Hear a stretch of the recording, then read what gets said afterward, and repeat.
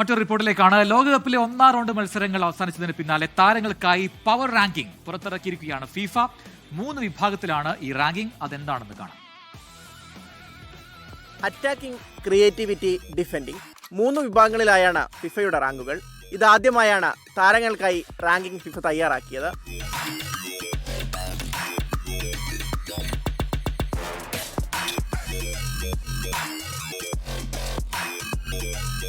മൂന്ന് ഗോളുകൾ, ലോകകപ്പിലെ ആദ്യ ഹാട്രിക്. മിശിഹ ലിയോണൽ മെസ്സി തന്നെയാണ് അറ്റാക്കിംഗ് റാങ്കിങ്ങിൽ ഒന്നാമത്. അൾജീരിയക്കെതിരെ പുറത്തെടുത്ത തകർപ്പൻ പ്രകടനമാണ് അർജന്റീൻ ക്യാപ്റ്റനെ ലിസ്റ്റിൽ ഒന്നാമതെത്തിച്ചത്.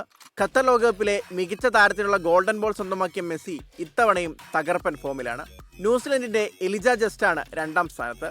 ഇറാനെതിരെ ഇരട്ട ഗോൾ നേടിയ പ്രകടനമാണ് ജസ്റ്റിനെ 2ാമതെത്തിച്ചത്. ഖത്തർ ലോകകപ്പിലെ ടോപ്പ് സ്കോറർ ഫ്രാൻസിന്റെ കിലിയൻ എംബാപ്പയാണ് 3ാമത്.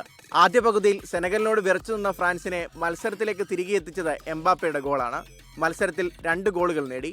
സ്വീഡന്റെ യാസിൻ അയാരി, ഇംഗ്ലണ്ട് നായകൻ ഹാരി കെയ്ൻ എന്നിവരാണ് യഥാക്രമം 4, 5 സ്ഥാനങ്ങളിൽ. 2 പേരും ആദ്യ മത്സരത്തിൽ ഇരട്ട ഗോൾ നേടിയിരുന്നു. ഇറാന്റെ റാമിൻ റസായിനാണ് ക്രിയേറ്റിവിറ്റി റാങ്കിങ്ങിൽ 1ാമത്.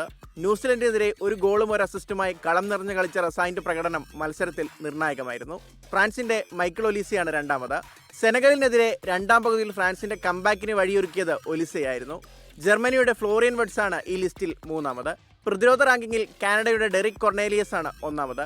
ബോസ്നിയയുടെ താരങ്ങളായ നിക്കോള കാറ്റിച്ച്, താരിഖ് മുഹറമോവിച്ച് എന്നിവരാണ് 2ഉം 3ഉം സ്ഥാനത്ത്. ഓരോ മത്സരത്തിലെയും കണക്കുകൾ ശാസ്ത്രീയമായി അവലോകനം ചെയ്ത് വിദഗ്ധരാണ് ഈ റാങ്കിംഗ് തയ്യാറാക്കിയതെന്നാണ് ഫിഫ പറയുന്നത്. World cup desk 24.